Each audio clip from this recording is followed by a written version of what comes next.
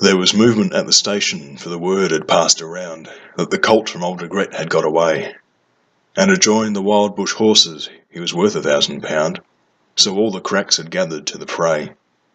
All the tried and noted riders from the stations near and far had mustered at the homestead overnight, for the bushmen love hard riding where the wild bush horses are, and the stock horse snuffs the battle with delight.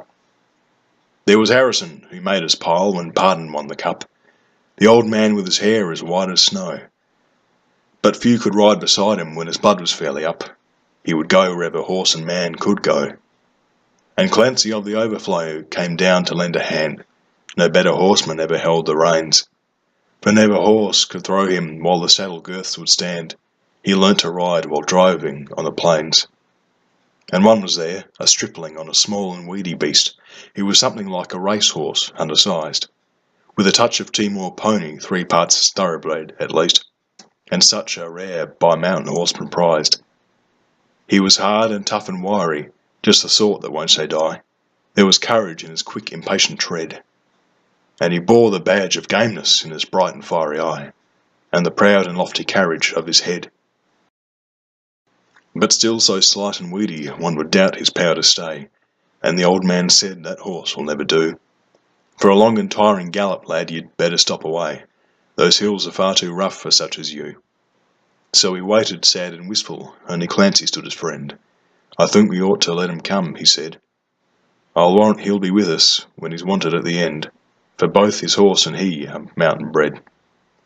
He hails from Snowy River, up by Kosciuszko's side, where the hills are twice as steep and twice as rough, where a horse's hoofs strike firelight from the flint stones every stride.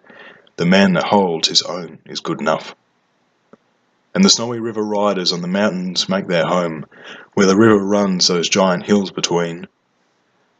I've seen full many horsemen since I first commenced to roam, but nowhere yet has such horsemen have I seen." So we went. They found the horses by the big mimosa clump. They raced away towards the mountain's brow, and the old man gave his orders. "Boys, go at them from the jump. No use to try for fancy riding now. And Clancy, you must wheel them. Try to wheel them to the right. Bold ridely, lad, and never fear the spills. For never yet was rider that could keep the mob in sight, if once they gain the shelter of those hills." So Clancy rode to wheel them. He was racing on the wing, where the best and boldest riders take their place. And he raced his stock horse past them, and he made the rangers ring with a stock whip as he met them face to face. Then they halted for a moment, while he swung the dreaded lash, but they saw their well-loved mountain full in view, and they charged beneath the stock whip with a sharp and sudden dash, and off into the mountain scrub they flew. Then fast the horsemen followed, where the gorges, deep and black, resounded to the thunder of their tread, and the stock whips woke the echoes, and they fiercely answered back, from cliffs and crags that beetled overhead. And upwards, ever upward, the wild horses held their way, where mountain ash and kurrajong grew wide. And the old man muttered fiercely, "We may bid that mob good day. No man can hold them down the other side." When they reached the mountain's summit, even Clancy took a pull. It well might make the boldest hold their breath. The wild hop scrub grew thickly, and the hidden ground was full of wombat holes, and any slip was death. But the man from Snowy River let the ponies have his head, and he swung his stock whip round and gave a cheer, and he raced him down the mountain like a torrent down its bed, while the others stood and watched in very fear. He sent the flint stones flying, but the pony kept his feet.